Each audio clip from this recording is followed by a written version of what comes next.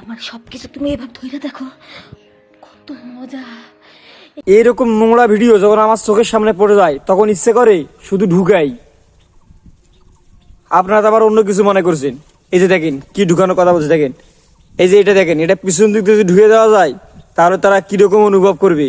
মানে এদের মধ্যে কিছু কুলাঙ্গার আছে, এদেরকে এরকম শিক্ষা দেওয়া দরকার। যখন এরকম ভিডিও তারা তৈরি করবে না তখন এটা একদম পিছন দিক দিয়ে ঢুকে দিতে হবে, তাহলে একটু ভালো লাগতো আর কি। মানে কি বলবো দুঃখের কথা ভাই, এদের কারণে আজকে সমাজটা একদম নষ্ট হয়ে যাইতেছে।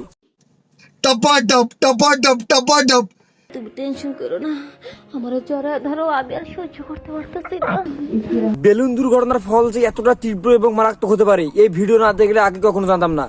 আসলে যেই বয়সে এসে মানুষ একটু ভালো হয়, আগে যা আকাম কুকাম করছে, যেই বয়সে এসে একটু মানুষ ভালো হয় সেই বয়সে এসে কতটা নোংরামি করতেছে। এক ঠ্যাং প্রায় গেছে আর এক ঠ্যাং যাওয়া বাকি, তারপরে কত নোংরামি। মাঝে মাঝে যখন এরকম ভিডিও আমার চোখের সামনে পড়ে যায় তখন ইচ্ছে করে ভাই একটু কানে হেডফোনটা লাগাই দেন, একটু ময়লা কথা কমু এবং দুষ্টি কথা কমু।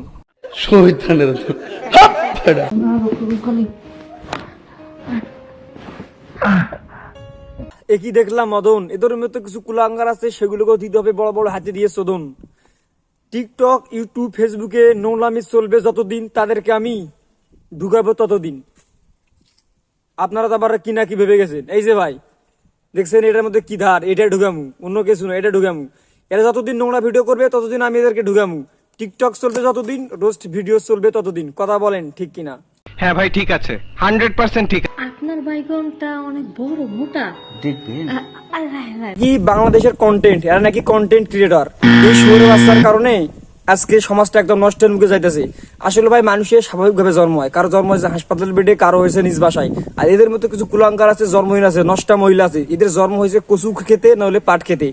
আসলে আমার মাঝে মাঝে মনে হয় এদেরকে আইনের আওতায় এনে গরম সিদ্ধ ডিম নিতম্বের মধ্যে ঢুকে দেওয়া দরকার। এটা একটা সুন্দর প্রশ্ন, আপনার আসলে খুব টেকনিক্যাল প্রশ্ন।